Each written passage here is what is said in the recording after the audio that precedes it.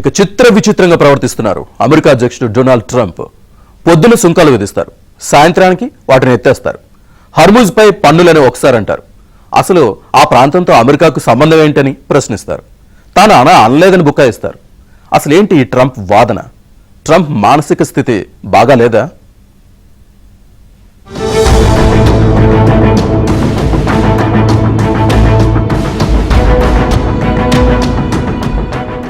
ప్రపంచంలోనే అత్యంత శక్తివంతమైన దేశంగా చెప్పుకునే అమెరికాకు అధ్యక్షుడంటే చాలా దృఢచిత్తం ఉండాలి.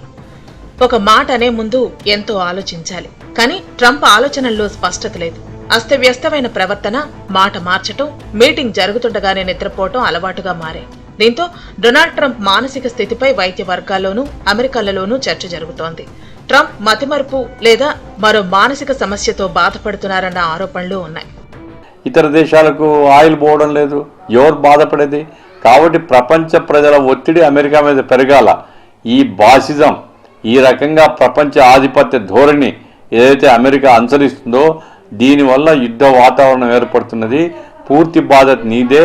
అమెరికా యొక్క వైఖరిని తీవ్రంగా ఖండించాల్సినటువంటి పరిస్థితి, ఐక్యరాజ్యసమితి వేదికగా అమెరికాను వెలివేయాల్సినటువంటి పరిస్థితి ఉంది అని నేను భావిస్తున్నాను. ఆ రకంగా చేయకపోతే మనం అంతా సఫర్ కావాలా, ప్రపంచ ప్రజలందరూ సఫర్ కావాలా అమెరికా యొక్క దుర్మార్గమైనటువంటి వైఖరి వల్ల. కాబట్టి దీన్ని తీవ్రంగా ఖండించాలని నేను కోరుతున్నాను. ఇరాన్ యొక్క సరిహద్దులను ఆనుకున్నటువంటి సముద్ర ప్రాంతము, ఒమన్కు కొంత హక్కు ఉండొచ్చు తప్ప, ఎందుకంటే చిన్న దేశం, దాని పక్కన సముద్రము, ఈ సముద్ర తీరంలో ఇది కూడా వస్తుంది ఒమన్.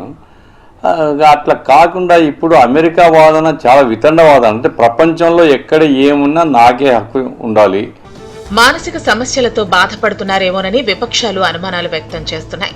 అయితే తాను మానసికంగా, శారీరకంగా దృఢంగా ఉన్నానని చెప్పుకుంటున్నారు ట్రంప్. ఇరాన్తో శాంతి చర్చలు విఫలమవుతున్న తరుణంలో ట్రంప్ తన సోషల్ మీడియాలో చేస్తున్న పోస్టులు అమెరికా ప్రజలను కలవరపెడుతున్నాయి. ఒక్క రోజులోనే ఇరాన్లో నాగరికత లేకుండా చేస్తానంటూ ప్రకటిస్తారు. తర్వాత కామ్ అయిపోతారు.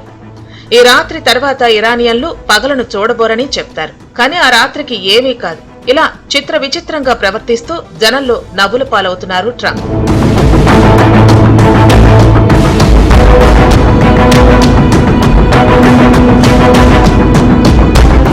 హర్ముజ్లో టోల్ వసూలు ప్రకటనపై అమెరికా అధ్యక్షుడు డొనాల్డ్ ట్రంప్ ఒక్క రోజులోనే వెనక్కి తగ్గారు.